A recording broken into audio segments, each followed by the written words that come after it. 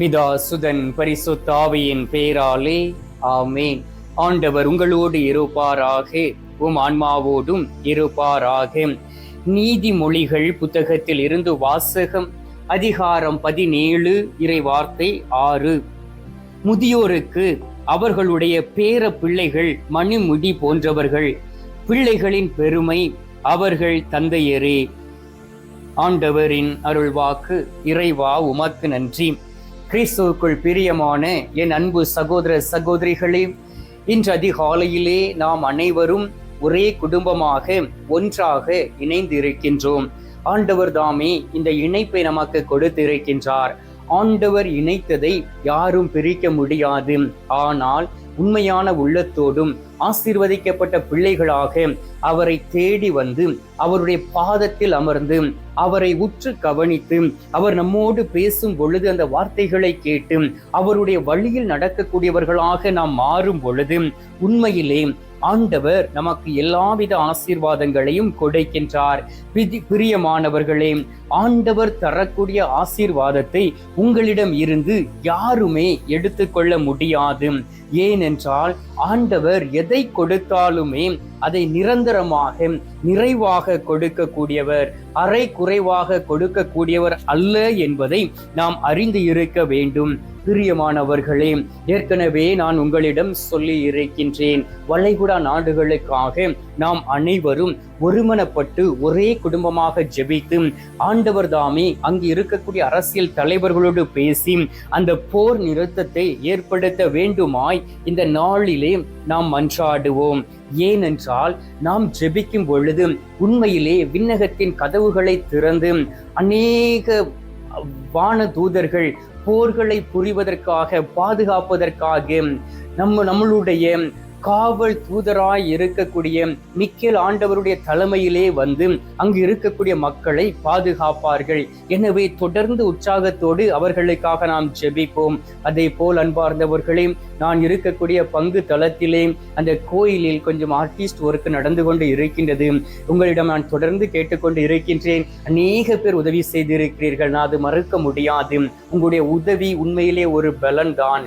முந்தைய நாட்களிலே 2022 வரை அந்த ஒரு புதிய தேவாலயத்தை கட்டிய பொழுது அநேக மக்கள் உதவி செய்திருந்தீர்கள். அதையும் நினைத்து பார்த்து நான் ஆண்டவரை துதிக்கின்றேன், ஆண்டவருக்கு நன்றி செலுத்துகின்றேன். நாம் செய்யக்கூடிய உதவி உண்மையிலே அநேக மக்கள் அந்த இடத்தில் இருந்து ஜெபிக்கும் பொழுதும் அந்த அருளும் இரக்கமும் உங்களை சூழ்ந்து வரும். இந்த நாளிலே அன்பார்ந்தவர்களே, முதிர்ந்த வயதிலே அநேக மக்கள் வேதனையோடு இருக்கிறார்கள். அநேக மக்கள் முதியோர் இல்லத்தில் வாழ்கிறார்கள். இதற்கு காரணம் என்ன? ஏன் இவர்கள் முதியோர் இல்லத்தில் தள்ளப்படுகிறார்கள்? ஏன் இவர்கள் மன கவலையோடும் துக்கத்தோடும் இருக்கிறார்கள்? 70 வயதை தாண்டிய பிறகு ஏன் அவர்களுக்குள் இருக்கக்கூடிய அந்த அறிவாற்றல் குன்றி போய் விடுகின்றது? ஞானம் அவர்களுக்குள் இருந்து செயலாற்றுவது இல்லை என்பதை இந்த நாளிலே ஆண்டவர் நமக்கு கற்றுக் கொடுக்கின்றார். அன்பார்ந்தவர்களே, முதியோர்களுக்கு அவர்களுடைய பேர பிள்ளைகளும் அவர்களுடைய பிள்ளைகளும் அவர்களுக்கு ஒரு சாட்சியாக இருக்கிறார்கள், மணிமுடியாக இருக்கிறார்கள், ஆதரவாக இருக்கிறார்கள், பாதுகாப்பாக இருக்கிறார்கள், தேவைகளை சந்திக்கிறார்கள். யார் யாரெல்லாம் வீட்டில் முதியோர்கள் இருப்பவர்களை கவனித்துக் கொள்கிறார்களோ அவர்களும் அவர்களுடைய தலைமுறைகளும் நிறைவாக ஆசீர்வதிக்கப்படும். யார் யாரெல்லாம் தன்னுடைய தாய் தகப்பனை முதியோர் இல்லத்திற்கு அனுப்பிவிட்டு அவர்களை நான் பார்க்க முடியாது என்று சொல்லி நான் வாழ வேண்டும் என்று சொல்லி முயற்சி செய்கிறார்களோ அவர்களும் அவருடைய குடும்பங்களும் சபிக்கப்பட்டதாகத்தான் இந்த உலகத்தில் இருக்கும் என்பதை அவர்கள் புரிந்து கொள்ள முடியும். ஏனென்றால் 10 கட்டளைகளில் ஒரு கட்டளையை தந்தை கடவுள் கொடுத்தார் மோசேயின் வழியாக. உன்னுடைய தாய் தகப்பனுக்கு நீ கீழ்ப்படிந்து நடக்க வேண்டும் என்று சொல்லி, எனவே அவர்களுக்கு கீழ்ப்படிந்து இளமை பருவத்திலும் குழந்தையான பருவத்திலும் அவர்களுடைய உழைப்பின் பயனை நாம் உண்டு வாழ்ந்து கொண்டு திருமணம் ஆன பிறகு அவர்களை ஒதுக்குகிறோம். வயது ஆகிவிட்டது, அவர்களை கவனிக்க முடியாது, அவர்களை சுத்தப்படுத்த முடியாது, அவர்களுடைய ரூமுக்குள் போனாலே வாடை அடிக்கிறது என்று சொல்லி மனச்சஞ்சலத்தோடும் மன கசப்போடும் எப்படியாவது விரட்டிவிட வேண்டும் என்கின்ற எண்ணத்தோடு இருக்கிறவர்களுக்கு ஐயோ கேடு என்பதை புரிந்து கொள்ள வேண்டும். ஏனென்றால் பிள்ளைகள் அனைவருமே ஆண்டவர் கொடுக்கக்கூடிய ஆசீர்வாதம், தந்தையினுடைய ஆசியும் பிள்ளைகளுக்கு தங்கும் என்று சொல்லப்பட்டு இருக்கின்றது. சீராக்கு 3வது அதிகாரம் 9வது இறை வார்த்தையை வாசித்து பாருங்கள். தந்தையின் ஆசி பிள்ளைகளின் குடும்பங்களை நிலைநாட்டும், தாயின் சாபம் அவற்றை வேரோடு பெயர் தெரிந்துவிடும் என்று சொல்லப்பட்டு இருக்கின்றது. பாருங்கள் அன்பார்ந்தவர்களே, ஆண்டவர் உயிருள்ள தெய்வம். இந்த காலகட்டங்களில் நீங்கள் செய்யக்கூடிய ஒவ்வொரு காரியங்களையும் துல்லியமாக நமக்கு விளக்கி கொண்டு இருக்கின்றார். தந்தையினுடைய ஆசீர்வாதம், ஒரு தாயினுடைய பேர்கால ஆசீர்வாதம் அவர்களை ஆசீர்வதிக்கப்பட்ட பிள்ளைகளாக மாறும். அவர்களும் அவருடைய பிள்ளைகளும் ஆசீர்வதிக்கப்படுவார்கள். தந்தையின் ஆசி பிள்ளைகளின் குடும்பங்களை நிலைநாட்டும். தாயினுடைய சாபம், தாயினுடைய கண்ணீர், தாயினுடைய வேதனை, தாயினுடைய கஷ்டம், தாயினுடைய சோர்வு பிள்ளைகளால் வரும் பொழுது அவை வேரோடு அந்த குடும்பங்களை அழித்துவிடும் என்பதை அறிந்து இருக்க வேண்டும். அப்படி என்றால் முதிர்ந்த வயதில் எதற்காக அவர்கள் கஷ்டப்பட வேண்டும்? அன்பார்ந்தவர்களே, சில பாவங்களுக்காக நீங்கள் பாவ சங்கீர்த்தனம் செய்து உங்களை தயாரிக்காமல் இருந்திருக்கலாம். ஆண்டவரை தேடாமல் உங்களுடைய பிள்ளைகளுக்காக மட்டுமே வாழ்ந்து கொண்டு இருந்திருக்கலாம். அந்த நாட்களிலே, இளமை பருவத்திலே நீங்கள் ஆண்டவரை தேடாமல் நாடாமல் கோயிலுக்கு போகாதபடி, நற்கருணை நாதரை வாங்காதபடி, திருமண வாழ்க்கையை நீங்கள் சபித்துக் கொண்டு, பிறந்த நாளை சபித்துக் கொண்டு வாழ்ந்திருக்கலாம். அதற்காக மன்னிப்பு கேட்காமல் இருந்திருக்கலாம். எனவே அதன் பொருட்டு நீங்கள் இந்த உலகத்திலே சில நாட்கள் வேதனை அடைய வேண்டும். எனவே தான் முதிர்ந்த வயதில் உங்களுடைய பிள்ளைகள் வெறுக்கும் பொழுது உங்களுக்குள் மனபாரமும் கண்ணீரும் வருகின்றது. எனக்கு தெரியும் எவ்வளவு முதியோர் இல்லத்தில் வேதனையோடும் கஷ்டத்தோடும் கண்ணீரோடும் இருக்கிறார்கள், கவலையோடும் துக்கத்தோடும் இருந்து வாழ்ந்து கொண்டு இருக்கிறார்கள் என்பதை நான் அறிவேன் அன்பார்ந்தவர்களையும். ஏனென்றால் அடிக்கடி நான் போய் சந்திப்பது உண்டு.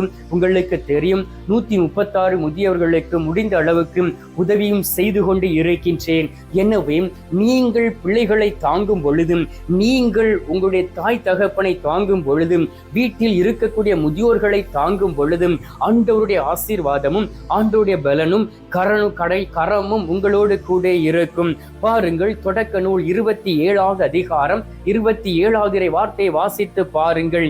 இதோ என் மகனிடம் இருந்து எழும் நறுமணம் ஆண்டவரின் ஆசி பெற்ற விளை நிலத்தின் வாசனையாம் என்று ஈசாக்கு யாக்கோப்புக்கு ஆசி வழங்குகின்றார். யாக்கோப்பும் ஈசாவை ஏமாற்றுகின்றார், தன்னுடைய தகப்பனை ஏமாற்றுகின்றார். ஏசாவுக்கு அந்த ஆசீர்வாதம் கிடைத்திருக்க வேண்டும். யாக்கோப்பும் திருட்டுத்தனமாக அந்த ஆசீர்வாதத்தை பெற்றுக் கொள்கின்றான். ஏன் தெரியுமா? ஆண்டவருடைய வார்த்தை நிறைவேறும் பொருட்டு ஈசாக்குக்கு முதிர்ந்த வயதில் குழந்தை அவர் பெற்றுக் கொள்கின்றார். அந்த குழந்தை அவருக்கு பெறும் பொழுது அவர் இந்த யாக்கோப்பும் முதியவனாக இருந்த ஈசாவினுடைய காலை பிடித்து கொண்டு அவர் வெளியிலே வந்தார் என்று அன்பார்ந்தவர்களே, அந்த நேரத்திலே ஆண்டவருடைய அருள் வார்த்தை சொல்லப்பட்டு இருக்கின்றது. யாக்கோப்புக்கு அடிமையாக ஏசா இருப்பான் என்றும். எனவே அந்த தகப்பனுடைய ஆசீர்வாதத்தை பாருங்கள். அப்படியே அவருடைய உடலில் இருந்த அந்த நறுமணம் என்றால் வியர்வை வாடை என்று சொல்லுவோம், அந்த உழைப்பினால் வந்த அந்த நிலத்தின் அந்த வாசத்தை அவர் நுகர்ந்து பார்த்து சொன்னார், இந்த வாசம் ஆண்டவரின் ஆசி பெற்ற விளை நிலத்தின் வாசனையாம். அப்படி என்றால் இந்த நிலம் எல்லாமே ஆண்டவரால் ஆசீர்வதிக்கப்பட்டு இருக்கின்றது. இந்த பூமியை ஆண்டவர் உருவாக்கினார், ஆசீர்வதித்தார். ஆனால் இப்பொழுது இந்த பூமி ஒரு துணி இல்லாத ஒரு நபரை போல இருக்கின்றது. எல்லா இடத்திலும் மைனிங் என்கின்ற பெயரிலே அவர்கள் குழிகளை தோண்டி அனைத்தையும் வெட்டி எடுத்து நாசப்படுத்தி விட்டார்கள் என்பதை அறிவோம். மரங்கள் வெட்டப்பட்டு ஆகிவிட்டன, தண்ணீர் பஞ்சம் ஏற்பட்டு ஆகிவிட்டது. இந்த நாட்களிலே மனிதர்கள் சுவாசிப்பதற்காக நல்ல ஒரு ஆக்சிஜன் காற்று நமக்கு கிடைப்பது இல்லை. இது எதற்கு? யாரு காரணம்? நாம் தான் காரணம், நம்முடைய பேராசை. எனவே முதிர்ந்த வயதில் நாம் வேதனை அடைகிறோமே என்றால் நம்முடைய இளமை பருவத்தின் அந்த மகிழ்ச்சியான தாறுமாறான வாழ்க்கை என்பதை புரிந்து கொள்ள வேண்டும். அன்பார்ந்தவர்களே, நீங்கள் எந்த அளவையால் அளத்தீர்களோ அதே அளவையால் அளக்கப்பட்டு இருக்கிறீர்கள். நீங்கள் ஒரு பந்தை எடுத்து ஒரு சுவரில் எறியும் பொழுதும் அதே வேகத்தோடு உங்களிடம் கடந்து வரும். ஆண்டவர் எவ்வளவோ வாய்ப்பை கொடுத்தார், ஆண்டவர் எவ்வளவோ நன்மைகளை உங்களுக்கு செய்தார். ஆனால் நீங்கள் ஆண்டவரை தேடாதபடி, ஆண்டவரை நாடாதபடி, ஆண்டவர் மீது நம்பிக்கை வைக்காதபடி நடந்தபடியினால் உங்களுடைய வாழ்க்கையிலே துக்கங்களும் துயரங்களும் கவலைகளும் முதியோர் இல்லத்திலும் இருக்கிறீர்கள். இப்பவும் ஒன்றும் குறைவுபடவில்லை. நீங்கள் நல்லதொரு பாவ சங்கீர்த்தனம் செய்யுங்கள், இயேசுவை ஏற்றுக்கொள்ளுங்கள், உங்களுடைய பிள்ளைகள் மனம் மாறுவார்கள். ஆண்டவர் கொடுத்த அந்த தருணத்திலே சில மணி துளிகள் நற்கருணை நாதரை நோக்கி நாம் அனைவரும் ஒருமனப்பட்டு மன்றாடுவோம். எங்கள் பரலோக தந்தையே, இயேசு கிறிஸ்துவை, தூயனல் ஆவியை, தகப்பனே, இந்த அருமையான காலை பொழுதிற்காக உமக்கு நன்றி சொல்லி உம்மை துதிக்கிறோம் சுவாமி. இந்த நாளிலே எங்களை ஆசீர்வதிக்கவே ஆசீர்வதித்து அன்பு மணி முடியாக எங்களை தாங்கி ஆண்டவரே, நீர் எங்களை பெருமைப்படுத்தி எங்களோடு கூட இருப்பதற்காக உமக்கு நன்றி சொல்லி உம்மை துதிக்கிறேன் அப்பா.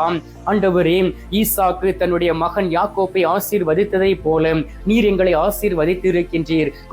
குடும்பத்திலே அமைதியை கொடுத்து இருக்கின்றீர். குழந்தை பாக்கியத்தை கொடுத்து இருக்கின்றீர். குழந்தைகளின் வாழ்க்கையிலே ஒரு மாற்றத்தை தந்து இருக்கின்றீர். பிள்ளைகளுடைய வாழ்க்கையிலே ஒரு பெரிய ஆசீர்வாதத்தை கொடுத்து இருக்கின்றீர். அதற்காக உமக்கு நன்றி சொல்லி உம்மை துதிக்கிறோம் சுவாமி. தகப்பனே, இந்த நேரத்திலே நாங்கள் அனைவரும் ஒன்றாக இணைந்து வளைகுடா நாடுகளை ஆசீர்வதித்து ஜெபிக்கின்றோம். என் ஆண்டவராகிய இயேசு கிறிஸ்துடைய கல்வாரி ரத்தம் சிந்தப்பட்ட அந்த இடம் ஆசீர்வதிக்கப்பட்ட இடமாக இருக்கும்படியாகவும், இரத்த நிலமாக இருக்கக்கூடிய இந்த நிலம் இப்பொழுது ஆசீர்வதிக்கப்பட வேண்டுமாய்மை நோக்கி ஜெபிக்கிறேன் அப்பா. மூன்றாவது உலக போருக்காக இந்த உலகம் ஆயத்தமாகி கொண்டு இருப்பதை பார்க்க முடிகின்றது. ஆண்டவராகிய இயேசு கிறிஸ்துவே, உமது கரங்களில் எல்லாம் இருக்கின்றது. அரசருடைய இதயத்தை நீர் வாய்க்கால்களை நீர் மாற்றி விடுவதை போல மாற்றி விடுகின்றீர். இந்த நேரத்திலே தகப்பனே, எல்லோரையும் ஆசீர்வதித்து மன்னிப்பை கொடுத்து அமைதியை நீர் தந்துவிட வேண்டுமாய்மை நோக்கி செபிக்கின்றேன். இதோ அதிகாலையில் எழுந்து விண்ணப்பங்களை ஏறெடுத்து உமது திருமுகத்தை தரிசித்து ஜெபித்துக் கொண்டு இருக்கக்கூடிய பிள்ளைகளை ஆசீர்வதியும். அவருடைய விண்ணப்பங்களை கேட்பீராக, கண்ணீரை காண்பீராக, குடும்பத்தில் இருக்கக்கூடிய குழப்பங்களை மாற்றிடுவீராக. முதிர்ப்பு வயதிலே ஐயோ எனக்கு ஏன் இந்த கஷ்டம், ஏன் இந்த வேதனை, ஏன் இந்த குழப்பம், என்னுடைய வாழ்க்கை தோல்வியில் முடிகின்றதே, ஆசீர்வாதம் இல்லையே, துக்கத்தோடு வாழ்கின்றேனே, சமாதானமும் சந்தோஷமும் இல்லையே என்கின்ற எண்ணத்தோடு இருக்கக்கூடிய ஒவ்வொரு பிள்ளைகளையும் தொடுவீராக. அவர்கள் ஒவ்வொருவரையும் ஆசீர்வதிப்பீராக. அவர்கள் ஆசீர்வதிக்கப்பட்டு என் ஆண்டவருடைய விருப்பத்தை நிறைவேற்றக்கூடிய பிள்ளைகளாக மாறவும், என் ஆண்டவரோடு இணைந்து இருக்கக்கூடிய பிள்ளைகளாக மாறவும் வேண்டுமாய்மை நோக்கி செபிக்கிறேன் அப்பா. கண் இருந்தும் குருடர்களாக இருந்திருக்கின்றோம். நன்மை செய்ய தெரிந்திருந்தும் நன்மை செய்ய தெரியாமல் வாழ்ந்திருக்கின்றோம். இந்த நேரத்திலே தகப்பனை எங்களையும் மன்னித்து எங்களுடைய குற்ற பழிகளை எடுத்து மாற்றி எங்களை உருமாற்றிட வேண்டுமாய்மை நோக்கி செபிக்கிறேன் அப்பா.